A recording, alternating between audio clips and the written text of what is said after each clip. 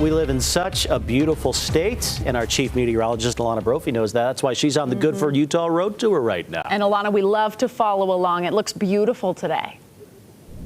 It's stunning, and you can't just talk about the weather in the Beehive State. You have to walk it like you talk it and get out and enjoy it, and that's what we're doing on the Good for Utah Road Tour live from Willard Bay. This is the pond, and it's a newer addition to Willard Bay, and you can see that the kids are just loving it, coming down to very nice sandy beach.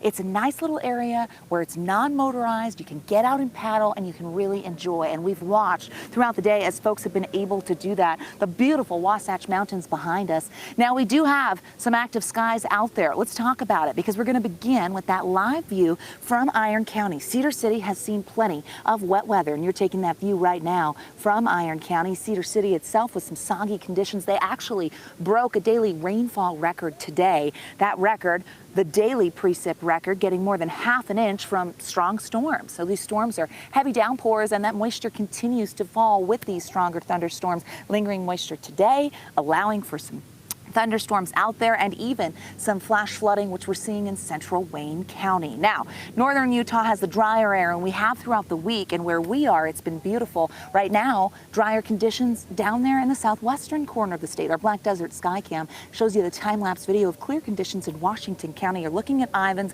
We get a little bit of cloud cover coming through. Can't rule out a storm, though, in Washington County as we get through the next several hours, and we won't. Satellite radar showing where we saw that storm development. It's over in the West Desert. We've seen it in south central Utah, really hitting the Mighty Five and different parts of the Mighty Five pretty hard. Eastern Utah has the chance of some storms, and you can kind of see how the heat of the day has helped some of those really blossom. As we look at the forewarned radar, it really pinpoints exactly where we were dealing with those storms. But we start with this live view from Castleton Rock. So eastern Utah, very unsettled. So we know that the moisture is out there. The storms could develop very different than what we're seeing in the north as we sit here with the sunshine. But that's what's great about Utah.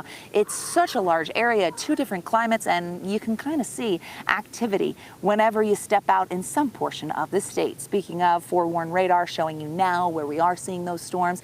That is in southern Utah, and we jump over to south central Utah, where there's a large swath of moisture, and the storms that rolled through here prompted the flash flood warning that is currently in effect for central Wayne County until 5:45. That area really prone to flash flooding, steep terrain. If you visited, you know that when we get heavy rain, there's an issue. This is going to impact this region, including Capitol Reef and Sulphur Creek for the next little while. It's a wave of water that comes through, and it's the Fremont Basin that really gets impacted, and you can see a decent amount coming down in a short amount of time can really cause a problem for the folks visiting national parks. And that includes the Fruta campground within Capitol Reef. Okay, so the wet weather out there, but that's a trend we're going to step away from. We've been very unsettled throughout the work week, but things are going to change. Temperatures right now have warmed up a little more than where we were yesterday. That's what we're doing with the trend, and high pressure will allow these numbers to jump. We've got 80s in Salt Lake, some 70s in northern Utah, and then you see where we've got cooler temperatures in the south where storms are impacting us. Along the Wasatch Front over the next several hours, expecting partly cloudy to mostly clear skies as temperatures decrease heading into our Saturday. Some lingering moisture could allow for a pop-up storm as we roll into our Saturday, mainly over the higher terrain.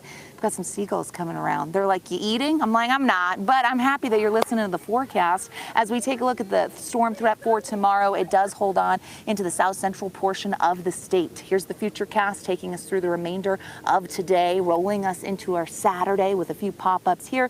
You can see where the cloud cover and storms really favor as we roll into the weekend. So if you're recreating, you want to get out and enjoy it, you got to know before you go, and tomorrow does bring that threat, even still with drier air starting to move in and become more widespread. Rolling into Sunday, high pressure takes over, and that's going to allow our temperatures and invite them to really start to jump. And we're going to go above average here in the long range. As you look into Monday, we stay fairly quiet, but by the middle of next week, we'll start to see some changes. Let's look at those Saturday temperatures. As you make your plans, love to forewarn you, And we're going to heat things up as we look at Washington County. The triple digits come back, and they do for the latter half of your weekend. Are you ready for the 100s? Well, they're coming. Buckle up, because they stick around for several days before slightly cooling into the upper 90s. But a drier setup for Washington County expected, especially since we're coming off of an active week. Here's the Wasatch Front.